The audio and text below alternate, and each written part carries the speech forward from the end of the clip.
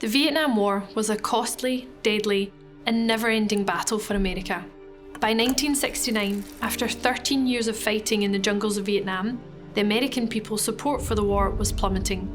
The number of US troops killed increased daily. Protests against the war grew larger throughout America.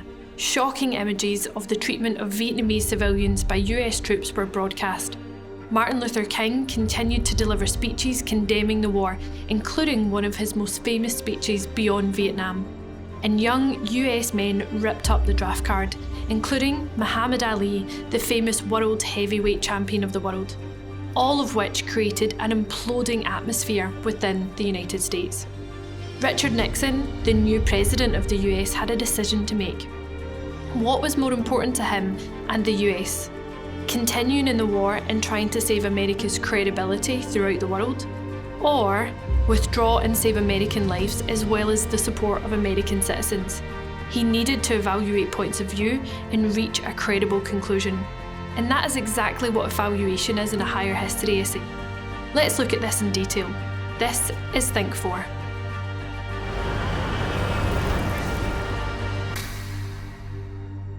Evaluation marks are the trickiest to gain in a higher history essay. They are worth a possible 4 out of 22 marks and are considered to be top A Band 1 marks. To gain all 4 marks for evaluation, you need to firstly ensure you've established a clear line of argument in your introduction. You then must follow this line of argument throughout and don't change your judgement. Let's look at this question. How important was the international isolation of the United States as a reason why America lost the war in Vietnam?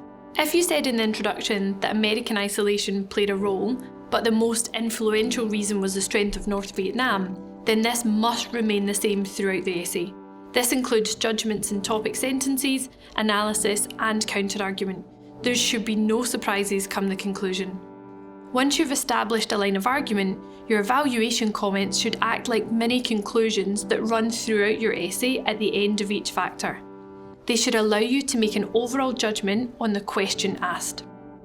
In the previous example, my line of argument is that the strengths of the North were the most influential factor, so at the end of each factor, I should be building on this. For example, my mini conclusion at the end of my paragraph on US military failures may look like: in evaluation, the failure of US military methods were very important to the US losing the war in Vietnam.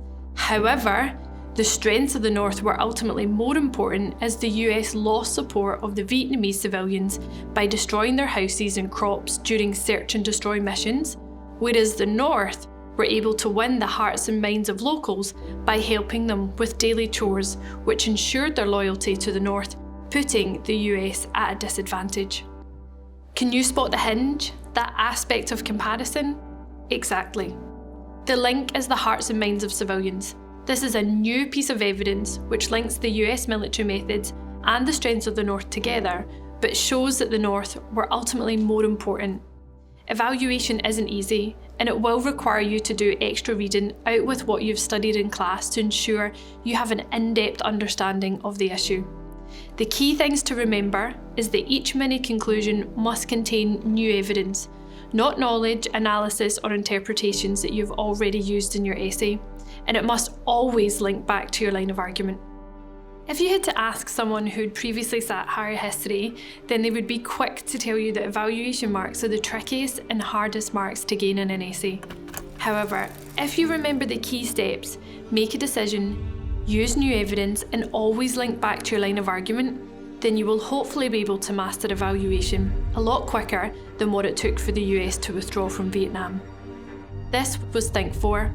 Thanks for watching.